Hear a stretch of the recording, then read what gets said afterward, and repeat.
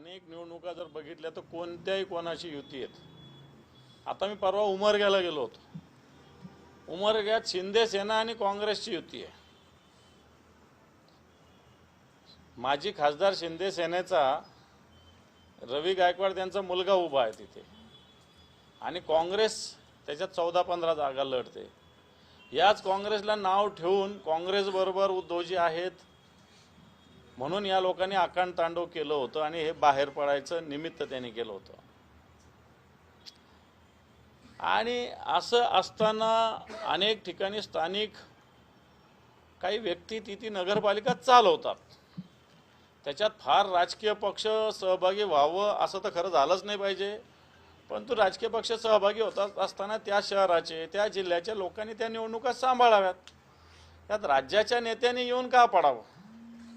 मग राज्याचंही तेच करणार आणि नगरपालिकेचंही ते करणार, मग स्थानिक नेतृत्वाने करायचं काय?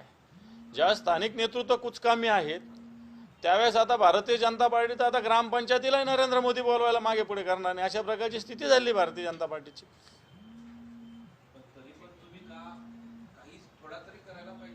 असं कोण म्हणे? तुम्ही जाऊन आले नाही, तुम्हाला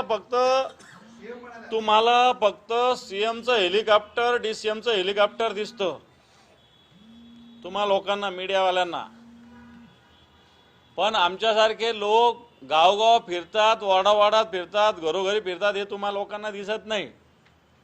आमचे सगळे आमदार असतील, खासदार असतील, जिल्हा प्रमुख असतील, हे सगळे लोक फिरतायत आणि आम्ही समजतो ही इलेक्शन स्थानिक नेतृत्वाची आहे.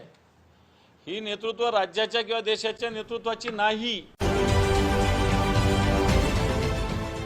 देश विदेशातील प्रत्येक घडामोडींचे लाईव्ह अपडेट मिळवण्यासाठी आता साम टीव्हीच्या सर्व सोशल मीडिया प्लॅटफॉर्मला लाईक, फॉलो आणि सबस्क्राईब करा. तसंच सर्व नोटिफिकेशनसाठी बेल आयकॉन प्रेस करायला विसरू नका.